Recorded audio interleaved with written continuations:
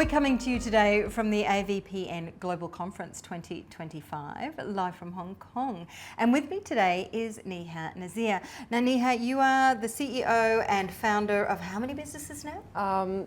4. 4? Yeah. How on earth do you manage to run 4 businesses and such important businesses, Yeah. not just businesses, but also foundations, Yeah. right? You've got a couple of foundations in there as well. Yeah, for sure. So essentially, my journey started about 8 years ago.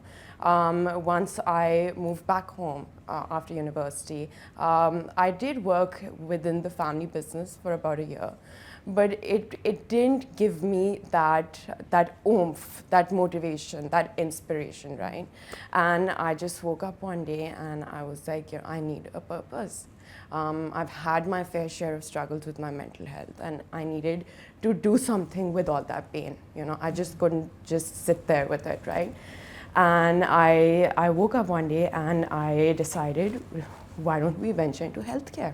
So what started off as a 20-bed maternity unit has now grown to over 200 beds. We are a general hospital. But apart from that, we do like a lot of medical camps. Like we do a lot of screenings for hepatitis, HIV. And we do try to penetrate into your remote areas where access to healthcare is very restricted. We do work a lot on women's health. And about 2 years ago, we basically ventured into immunization. So we are collaborating with the government to vaccinate, your population with polio, with the BCG vaccine, and now we're venturing into the HPV vaccine. And this has given me, a huge sense of purpose, right? Like, I can only imagine. How many people are you helping? Do you know? Yeah, Can you measure that? Yeah. So till date, we have through our outreach camps, we've had over about 1 million approximately, give or take. Yeah. That's a reason to get out of bed in the morning, isn't it? 100%. Yeah. 100%. You know you have to be on your A game. You know you have to keep yourself sorted. So. It's not an easy industry. So we're talking about the Arabia Trust Hospital. Yes. So it's not an easy Yes. business to be in that it's expensive, right? Yes. Medicines are expensive. Yes. Medications, the Yes. travel that you have to do to get out Yes. to these remote communities Yes. are expensive. How do Yes. you fund all of this? So that's why I basically started my other 3 for-profit ventures.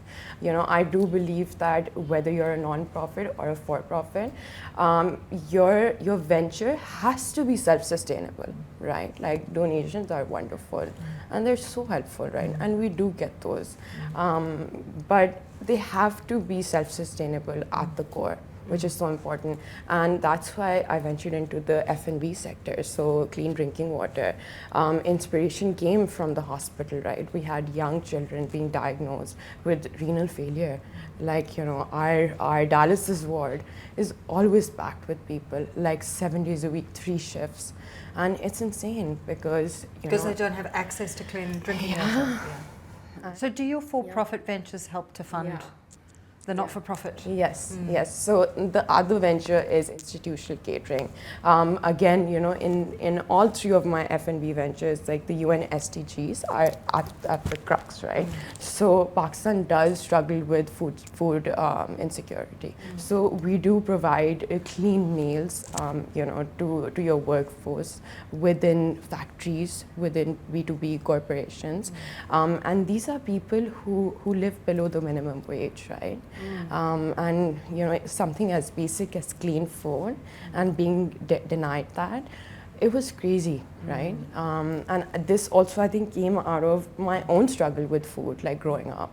Like I did have a very unhealthy relationship with food, and it took me all of my 20s to work through that. And again, like I wanted to do something right with that experience. And I think, just going into the F&B sector, so basic and so simple, right? It was not only healing for me, but seeing, your workforce people below the minimum wage. It's just so fulfilling, right? It's beautiful. And then on top of that, you decided, well, I'm not doing enough, so I need to start another foundation. Yeah. And you started the Al Azim Foundation. Yeah, So tell us a little bit about that. Oh my God! So this is my favorite one. Yeah. Okay. So about 3 years ago, I was on Facebook, and I've joined these like groups on Facebook, right? Like these wildlife animal groups, and I'm obsessed with animals. And I came across this baby lion cub who was held in captivity inside a home in Lahore, and he had chains like all across his neck. And I saw it, and I was like, if I like in the here and now, if I'm experiencing this moment, something has to be done. Oh my God! So it was a very tricky, rescue, because the guy had government contacts and so on and so forth. But some way, I don't know, somehow we did manage to rescue him. You got the lion cub out? We got the lion cub Where out. is he now? We then, so the government, Punjab government, they have these wildlife parks, and we spoke to them. We got them on board, and they're not perfect, but at least the animals aren't chained. They have their own space. They're taken care of. And he's there. So we spoke with the government. They were very supportive. It was very hard, and I think it just started from there. I love animals. Growing up, birds. Like we'd always, like my siblings and I, we'd rescue birds, squirrels. We love animals. And what started from there has now turned into, like a purpose, innate, deep purpose. So we do rescue stray cats, stray dogs, and these are animals who've suffered immensely, at the hands of people. In this sector, I've seen the worst of humanity and the best of humanity also. And it's just wonderful, right? Like you get this beautiful, unconditional love from them, and then when you see the animal heal, like their whole healing journey, I don't think there's anything more fulfilling than that. Oh, I can only imagine. It's beautiful, What do you struggle with? What are the biggest challenges when it comes to? So this is gonna sound cliche, but to be honest with you, gender is a thing. Like I'm based in Pakistan, right? It's an incredibly patriarchal society, and being taken seriously, like that's a struggle, right? And I'm not dumb, right?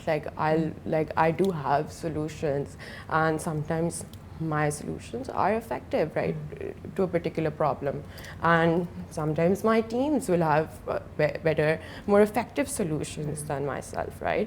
So that's a big struggle, and Do you think things are changing? Things are changing. They are changing, just not quickly enough. Yeah. But so there is a positive side to that, in that things are sort of slowly turning. Yes. Is there something that you're doing within your foundations to help make that change, to help make people recognise that they do need to take gender seriously? Yes. So what I've done very consciously is that bringing within the teams, bringing in women in male-dominated posts, like procurement, for example. Supply chains, logistics, like that stuff. And in my experience, women have handled it in a more professional way than the men. They're more focused, they're more on top of things. So that's what I have been trying to do. It is incredibly obviously difficult to convince women to to step up. You have to build their self-esteem. You have to ask them, request them. Also coach them to step out of their shells. And really feel empowered. I wish we had so much more time. But thank you so much for joining us today. Much. Thank you.